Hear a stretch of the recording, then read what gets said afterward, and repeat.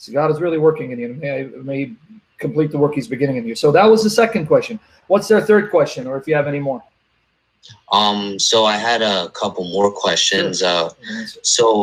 So a lot of Muslims like to talk about the miracles and in the Quran, and saying how can this not be a word of God if, you know, because they discovered things centuries before the theories about them even existed. Yeah, well, that's a lie from the pit of hell. Nothing they quote foretells modern science. It's a miracle of reinterpretation. And then when you show the Quran is full of scientific errors, then they say, no, but that's not what the Arabic means. The Arabic can mean this. And I can show you many errors of the Quran that they explain away. So the real miracle is that Muslims are able to reinterpret the Arabic to make it agree with science.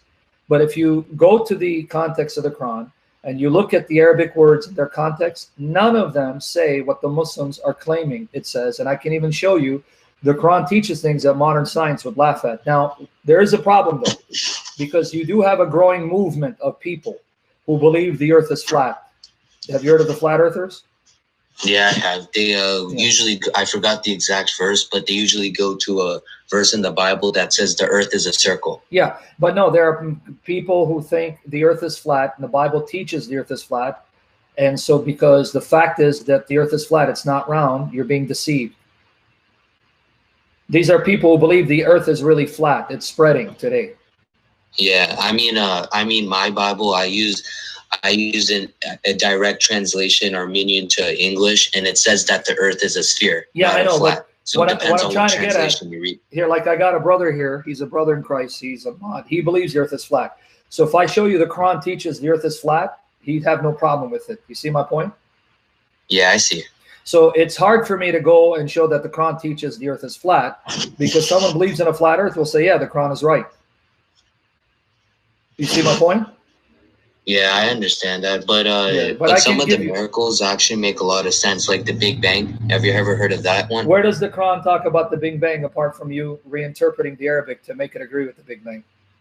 So, I mean, I guess if you put it like that, but they say that, you know, the heavens and the earth split, and then it created the universe. If you mean the same Quran that says that the earth was created before the heavens? That part they don't tell you? I'm sorry? The same Quran that says the earth was created before the heavens? It says that? Oh, yeah. Do you have a Quran? No. Okay. I mean, I can go on the website. Yeah, I'm reading all this stuff online. Yeah, that's what I'm saying. Get a Quran online if you have. I'll give you, let me send you a browser. And I'll give you articles later. I'll give you articles later on this, but let me give you a browser that you can use. It belongs to the website we own, answeringislam.net. I'm going to send it to you in the comment section. Did you sneeze again? Wait, no, I didn't. Okay, here, let me send it to you. But did it make that same sound again? It's okay, don't worry about it. It's just, you know, Saint's trying to upset us. Don't worry. Okay, you see it? I sent you something in the comment section. Do you see it? Yes. One second. When you How do I go on it? Click on it. All right. Click on it. Okay, I see it. Now, you know how to get the verse, like you'll do 2:29, right? So put 2 first. And then with that chapter 2, and then you put colon and number 29. That's how you get the chapters. Chapter 2, verse 29. Verse 29. All right. Okay, now there's multiple translations. Let's go with Pickthall, the first one. Yeah, it says it right here. He it is who created you for you all that is earth. Then he turned to the heaven and fashioned the 7 heavens. Okay, now before you move on, he is the knower of all things. Okay, slow down. You're going too fast. I want you to hear me, because you're misreading. It didn't say he is created for you all that is the earth. That is in the earth. Read it one more time. That is all right. Yeah, he it is who created for you all that is in the earth. And then what happened? Read the next part. Then turned he to the heaven and fashioned it as 7 heavens. How's that possible? Which scientist would say the earth was created and everything in it? Then God turned to heaven and made it 7 heavens and furnished it. What model of science? That doesn't make any sense. How come they don't tell you this verse? Because, again, taking things out of context. And which scientist says there are 7 heavens? I mean, every major religion agrees that there's only one heaven, and scientists don't say that. So I guess Muslims are alone on this one. Okay, now I want you to go chapter 49, verses 9 to 12. 49, verses 9 to 12. All right, in the Quran? Yeah, in the Quran, and you can look at Pickthall. In fact, you can even choose one translation. You can click on Pickthall. You click. So can you give me the verse one last time? I'm sorry. Chapter 41, verses 9 to 12. 41, verses 9 to 12. All right. Okay. 9 to 12. Yeah. Now, when you get there, slowly read for me, slowly. All right. Say, O Muhammad, unto the idolaters, didst believe ye verily? This is an old English, I think. Okay, Didst go believe back, ye go verily? back. Yeah, if you want to go to a more modern translation, then see Yusuf Ali. Go back and go to Yusuf Ali. All right. Yeah. Say it is that ye deny him who created the earth in 2 days, and do ye join equals with him? He is the Lord of all of the words. Yeah. And then what happens? Keep reading 10 to 12.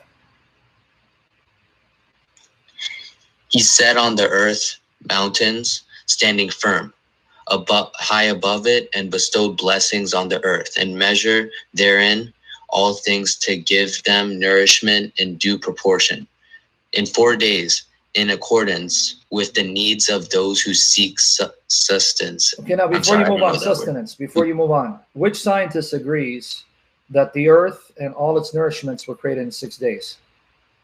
Nobody. Okay, so this is my point. If you're going to use science, then science can then condemn the Quran as false, unless you're then going to now reinterpret the Arabic and say, well, the Arabic can mean this. That's my point. There's no miracle in the Quran apart from you making the Arabic say something it doesn't to agree with science. Anyone can do that. We can do that with the Bible. We can do that with the Vedas, right? But focus now. Notice 2 days to create the earth, 4 days for its nourishment. That's 6, right? Yes. But now notice verses 11 and 12. Verses 11 and 12. All right. Moreover, he comprehended in his design the sky, and it had been as smoke. Now, before you move on, pay attention. Which scientist says that the sky above was still smoke when the earth was created? Nobody. But the Quran says the earth was created, and here he translated sky. It's actually heaven.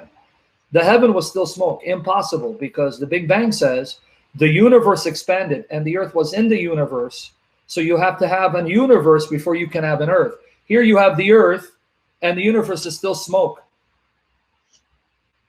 Because he says, notice what it said. He said to it, the sky, that smoke, and to the earth. So the earth is already there, right? Yeah. How can you have an earth already formed, fashioned, and filled with life when the sky or the universe is still smoke? Yeah, I understand that. But there's also one last thing about the miracles. When Muhammad says that the sun sets into a warm, spring, a puddle of water, a body of water. I don't know. That just really. And then they're going to explain that away. They'll say, no, it's poetic. No, it isn't, because that says. No, I was joking. Yeah, but you get what I'm saying? They'll tell you, because they will tell you that's poetic. It's not literal. So that is chapter 18, verse 86. When you tell them, oh, wait, Muhammad believed the sun sets in a muddy spring, they'll say, no, that's poetic. That's not literal. So notice, when something is difficult, contradicts science, that's not literal, that's poetic. You shouldn't take it literally, right? But when something that doesn't really sound scientific, but they can reinterpret it to sound scientific, they're going to be like, oh, it's a miracle from God. Yes, right. Now finish verse 11, though. It says it was smoke, right? Now read finish it from there to 12. Notice what happens. All right. Moreover, he comprehended in his design the sky, and it had been as smoke. He said to it and to the earth, come ye together, willingly or unwillingly. They said, we do come together in willing obedience. So they heaven and earth speak, huh? That makes no sense. Oh, but they'll say that's poetic, man. That's poetic. Oh, so this part's poetic. But now it gets worse, because notice in verse 12. Yeah, I'm reading verse 12. Yeah. All right, so he completed them as 7 firmaments. Firmaments. That means 7 heavens. The word, it's not firmament, it's heavens. But he had to mistranslate because it's an embarrassment. Now, which scientist thinks that the universe, the sky, was made into 7 firmaments or heavens? So they reinterpreted to 7 layers of the. Yeah, and even that, if you say 7 layers, which scientist thinks that the heavens are 7 layers? Well, no, there's 5 layers, according to scientists. Okay. And then it says that the earth, there are 7 earths as well. And I'm not even going to the hadith yet. So now he completed them as 7 heavens, not firmaments. You can look at the Arabic and other translations. And he assigned to each heavens, here's proof. its heavens, because it says it's assigned to each heaven. You catch it? So he tried to deceive you. Heaven, yeah. He tried to deceive you, pull a fast one by saying 7 firmaments when it's 7 heavens, but then he gave it away. Each heaven. What each heaven? Oh, because the 7 firmaments are 7 heavens, and each heaven he assigned its duty and command. And we adorn the lower heaven with lights and provided it with glory. Can I ask you something? Yes. Do scientists think that it's only the lowest heaven that has lights, and that you don't have lights all throughout the galaxies, meaning stars that emit light?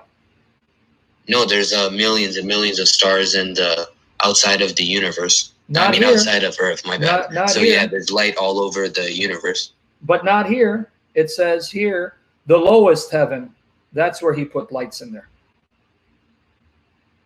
Yes, and then they'll go say that's just poetic. And then here's my question. Lowest heaven from what vantage point? How do you speak of higher and lower heaven? From where? From what vantage point? Yeah, you're right. How are you counting 7 heavens? That means 7 heavens on top of each other? Where does it start? Where's the top and where's the bottom? How do you speak of a top and a bottom in the universe? Yeah, that makes no sense. That's a big contradiction to science. Right? Now, how many days did it take for him to make it 7 heavens? Let me go back. I think verse 2 12, days, right? Yeah, 2 days, right? Okay, now let's do math. Verse 9 says he created the earth in 2 days. Then the nourishment in 4 days. 2 and 4, 6. Then 2 more days to make it 7 heavens. 2, 4, 2, that's 8, right? Yes. But now go to chapter 7, verse 54 of the Quran. Chapter 7, verse 54. Can you give me the verse again? Chapter 7, verse 54. It said 8, right? 54. Yeah, chapter 7, verse 54. Allahu Akbar! All right, but anyway. Notice. Allah's the mouse. Yes, exactly. Now in 7:54, before you read it, don't forget, it took God 2 days to create the earth, 4 days to create its nourishment, 2 days to make heaven into 7 heavens. 2, 4, 2, that's 8, right? Yes, and then it says, your Lord is Allah, who created the heavens and the earth in 6 days, and then he mounted the throne. I'm confused. Was it 6 days or 8 days? Well, it depends on what verse you go to. Okay. And then what was created first, the earth and then the heavens?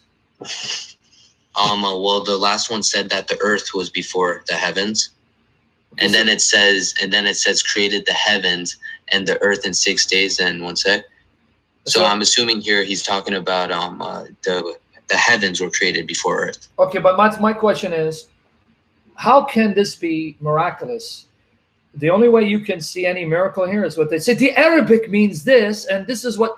But if you read it and just see what it means, there is no miracle in the Quran. The real miracle is that people think it's a miracle.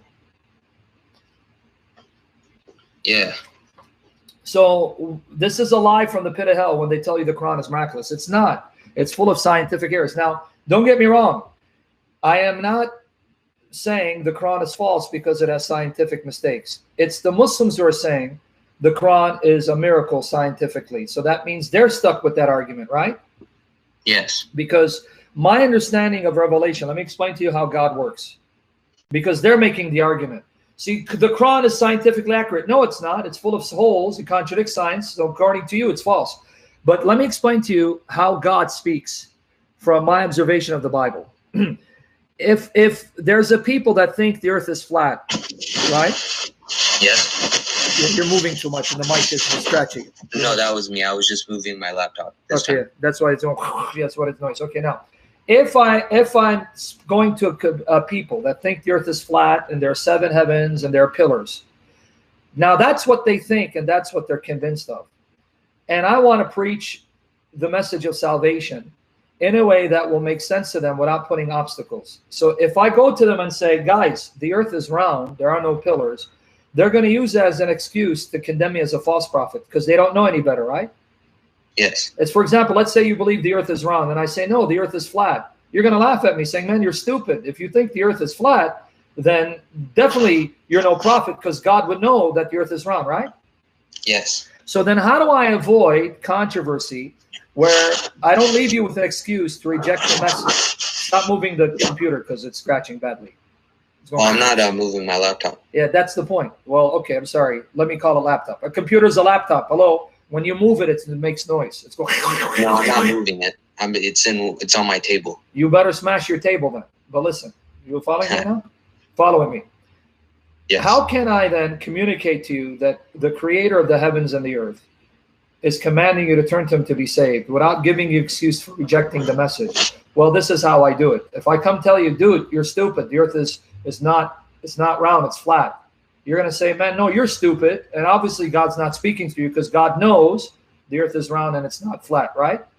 Yes. Okay, so then what do I do is I ignore that. I'll say, hey, the earth that you believe was created as a flat surface.